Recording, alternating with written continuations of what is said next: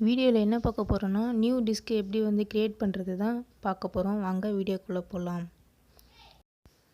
என் சிஸ்டத்தில் பார்த்திங்கன்னா C disk மட்டும் தான் இருக்குது. ஸோ இப்போ பார்த்திங்கன்னா நான் நியூ டிஸ்க் வந்து க்ரியேட் பண்ண போகிறேன். ஸோ அதுக்கு நான் பண்ணுற ஸ்டெப் எல்லாம் அப்படியே ஃபாலோ பண்ணுங்கள். பாட்டமில் வின் கீயை ரைட் கிளிக் பண்ணிக்கோங்க. ரைட் கிளிக் பண்ணிட்டிங்கன்னா டிஸ்க் மேனேஜ்மெண்ட்டுன்னு இருக்கும். அந்த ஆப்ஷனை கிளிக் பண்ணிக்கோங்க. அதை கிளிக் பண்ணிங்கன்னா டிஸ்க் பார்ட்டிஷன் உள்ள போகும். கொஞ்சம் வெயிட் பண்ணுங்கள். ஓகே, இதான் இருக்குது. இதில் வந்து பார்த்தீங்கன்னா சி டிஸ்க்குன்னு இருக்கா. சி டிஸ்க்கை ரைட் கிளிக் பண்ணிக்கோங்க. ரைட் கிளிக் பண்ணிங்கன்னா இந்த ஆப்ஷன்லாம் காட்டும். அதில் பார்த்தீங்கன்னா ஸ்ட்ரிங்க் வால்யூம் சொல்லிட்டு ஒரு ஆப்ஷன் இருக்கும். அதை வந்து கிளிக் பண்ணிக்கோங்க. அதை கிளிக் பண்ணிக்கிட்டிங்கன்னா இப்போ கால்குலேட்டர் வந்து ஓப்பன் பண்ணிக்கோங்க. இப்போ நானும் கேல்ஸ் வந்து ஓப்பன் பண்ணி இந்த வீடியோ பிடிச்சிருந்தா லைக் பண்ணுங்கள். ப்ளீஸ் சப்ஸ்கிரைப் பண்ணுங்கள், சப்போர்ட் பண்ணுங்கள்.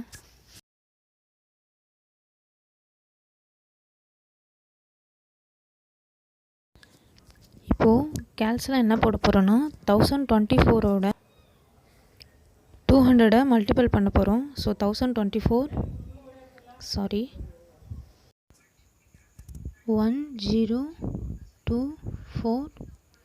இன்ட்டு 200 மல்டிபிள் பண்ணோன்னு பார்த்தீங்கன்னா ஈக்குவல் 200 ஈக்குவல் டு இந்த வேல்யூ தான் வந்து நம்ம அப்படியே இந்த இடத்துல தூக்கி போட போகிறோம். அப்படியே இந்த இடத்துல என்ட்ரு பண்ணிக்கோங்க. 204 and 800 அப்படி சொல்லிட்டு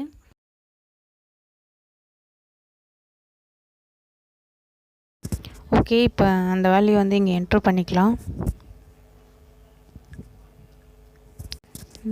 204 800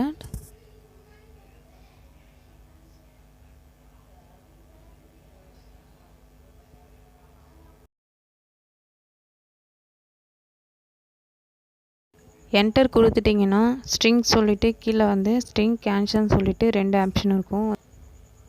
இதில் ஃபஸ்ட் ஆப்ஷன் ஸ்ட்ரிங்க்கு கொடுத்துக்கோங்க.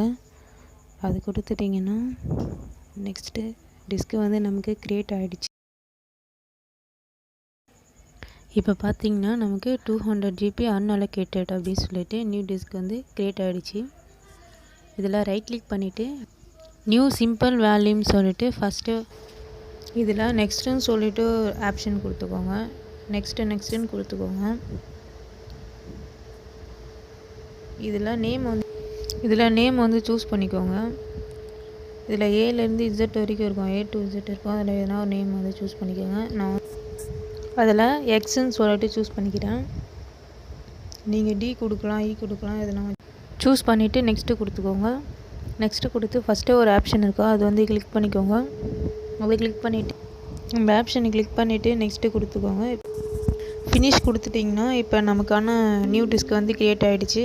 எக்ஸ்ன்னு சொல்லிட்டு லோக்கல் டிஸ்க் எக்ஸ் வந்து க்ரியேட் ஆகிடுச்சு.